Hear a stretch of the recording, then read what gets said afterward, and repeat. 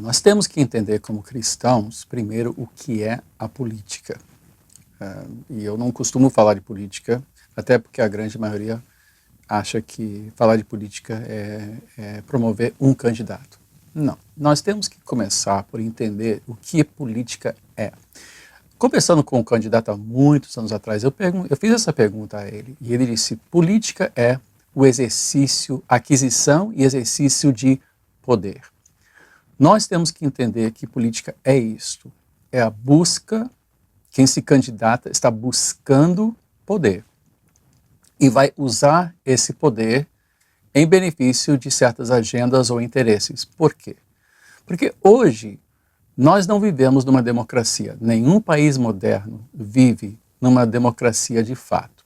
Vive sim no sistema semiditatorial, onde em períodos pré-estabelecidos, pessoas escolhem quem vai ditar a sua vida, quem vai ditar as políticas que vão reger a sua vida, sua economia, segurança pública, etc. e tal. Ou seja, os recursos que nos são tirados por força e são devolvidos através de bens e serviços, talvez. Então, a política não é, digamos, uma cruzada, uma campanha do bem, mas é o uso de poder, é a negociação de poder. E nós temos a possibilidade de escolher os nossos regentes, os nossos ditadores, seja um ditador legislativo, executivo, judicial, principalmente executivo e legislativo, a cada 4 anos. Então, nós estamos escolhendo quem vai literalmente decidir as coisas que regem a nossa vida, quanto nós vamos ter que pagar de impostos, desde a velocidade máxima permitida numa estrada até que tipo de escolas nós vamos ter, qual vai ser o pagamento, ou seja, remuneração apropriada para a força policial, onde alocar certos recursos, que obras públicas serão feitas. O que o cristão tem que entender é que a política não é uma luta entre o bem e o mal. Embora todo discurso eletivo se enquadra desta maneira, dizendo: eles são maus, nós somos os bons. Não há ninguém que seja bom nesta história. O cristão que ouve um candidato dizendo: eu sou do bem, o que ele está dizendo? Ele está dizendo que os meus interesses vão também servir aos seus interesses. Porque todo candidato serve a interesses. O uso de poder sempre serve a interesses. A história do mundo segue assim. Pensar que o poder vai servir o bem maior, um bem nos termos cristãos, é uma ingenuidade. Não funciona assim. Todos vão servir a algum interesse. Ou o interesse de uma economia mais forte para que todos possam lucrar, ou de uma economia regida por uma centralização cada vez maior para que alguns poucos possam também lucrar e ditar regras e impor um regime que eles vislumbram como no interesse deles, né? Porque todos os candidatos estão operando, estão agindo em interesse próprio. Importante é saber quais interesses vão melhor nos servir, mas não é uma luta entre o bem e o mal. Não existe o candidato salvador da pátria. Isso não existe, não vai funcionar. Então você diz: não tem ninguém bom. Ótimo. Você já entende isso? Que ninguém é bom? Ótimo. Então não se surpreenda com o fato de que todos eles têm alguma coisa na sua ficha que depõe contra eles. Todos eles têm. Você vai ter que escolher alguém cujos interesses e cuja ficha mostre que os seus interesses não vão nos fazer mal. Isso se vê na sua carreira, pela maneira que esses políticos têm se comportado no passado. Os interesses, porque fulano tirou parte do orçamento em benefício próprio. Sim, todos eles fazem isso, a gente já sabe que todos eles fazem isso. Nós vemos o enriquecimento de servos públicos se chamam de servos públicos, e não nos surpreendemos mais. Aliás, eu já não aguento mais ler o jornal, porque todo dia tem um escândalo, todo dia tem alguma coisa errada, alguém fez algo errado. E em todos esses níveis nós vemos máfias, o que a gente chama de máfia, né, que são interesses investidos que, de uma maneira não legítima, lesam, né, os demais. Então, o que eu tenho que fazer? Eu vou ter que escolher entre os candidatos cujos interesses representam algo que vai me beneficiar. Como é que eu vou fazer isso? Bom, em termos gerais, a melhor coisa que nós fazemos é perguntar, se nós não tivermos, digamos, não estivermos informados, e aqui eu tenho que ser muito claro, toda mídia serve a algum interesse também. A mídia também faz um tipo de política. Se você quiser fatos, leia o obituário. Fulano morreu. Pronto, é um fato.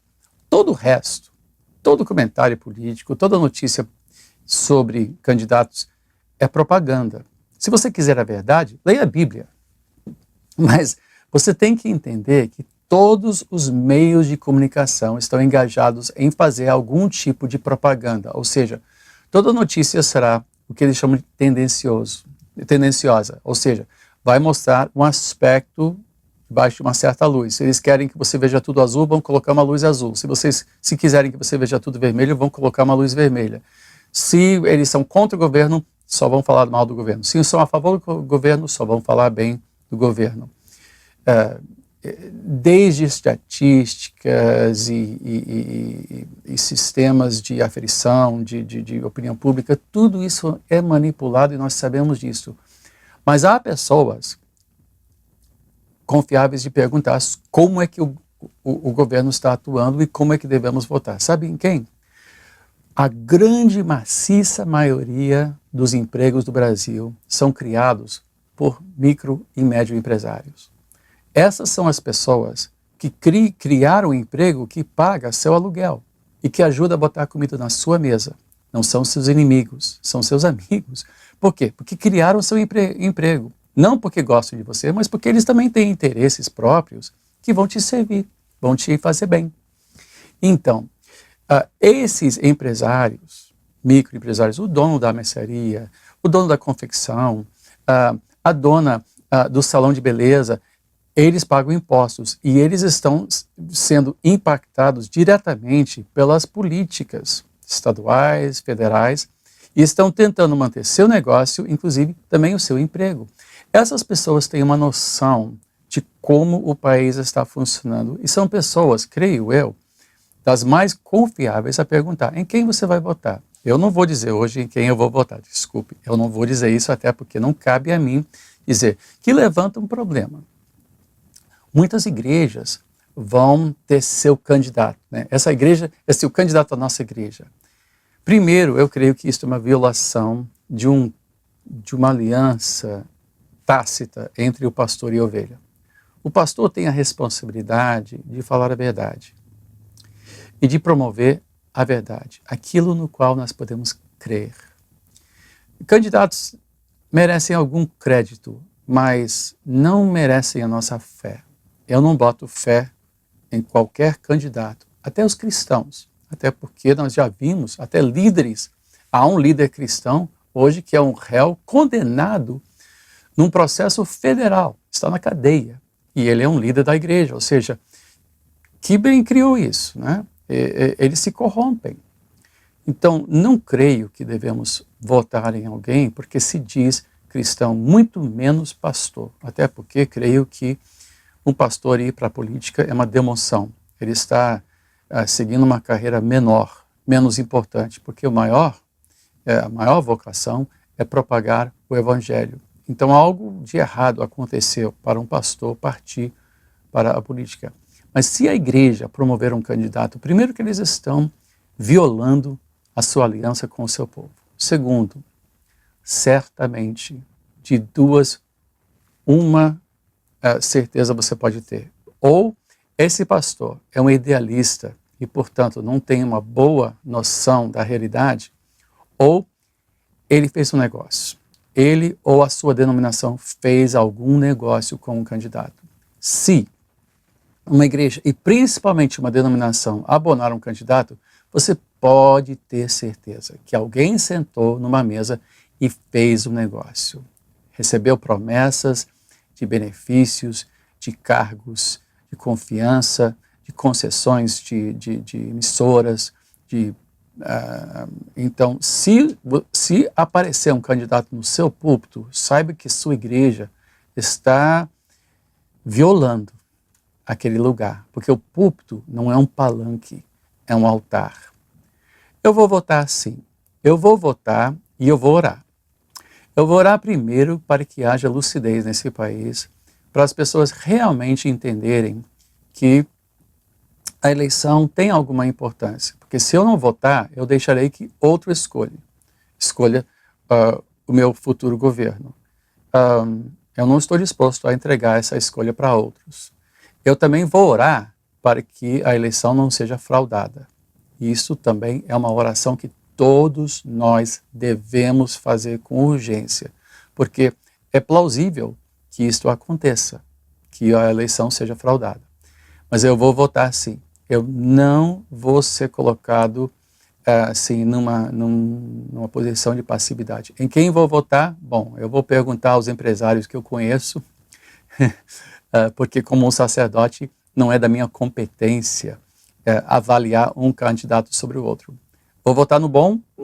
Acho que não. Vou votar no menos mal, ou seja, naquele cujos interesses menos me prejudicam e talvez até me beneficiem e principalmente beneficiem a Igreja de Cristo no Brasil. Não a minha igreja, porque nós não fazemos pactos políticos, então, mas que beneficie o Evangelho.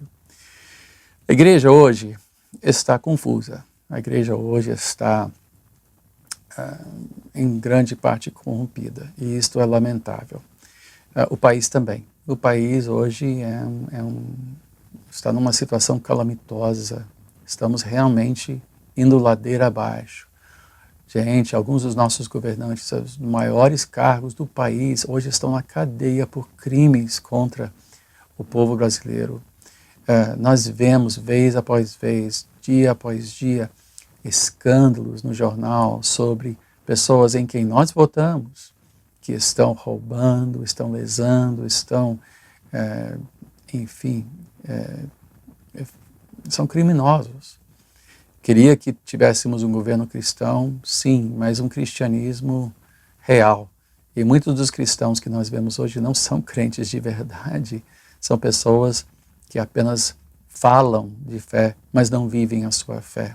Então, achar que se esse ou aquela igreja for representada no Congresso Nacional, na presidência, tudo vai mudar, não vai mudar. Nosso país está precisando urgentemente de um mover de Deus e de um grande arrependimento, primeiro da parte de cristãos, pois todos nós iremos prestar contas a Deus, inclusive aqueles que estão no poder.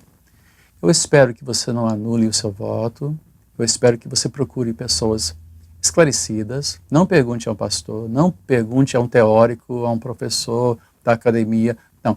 Pergunte a quem trabalha e cria trabalho para você. Pergunte a essas pessoas. Essas pessoas é que estão realmente sustentando o país e botando comida na sua mesa.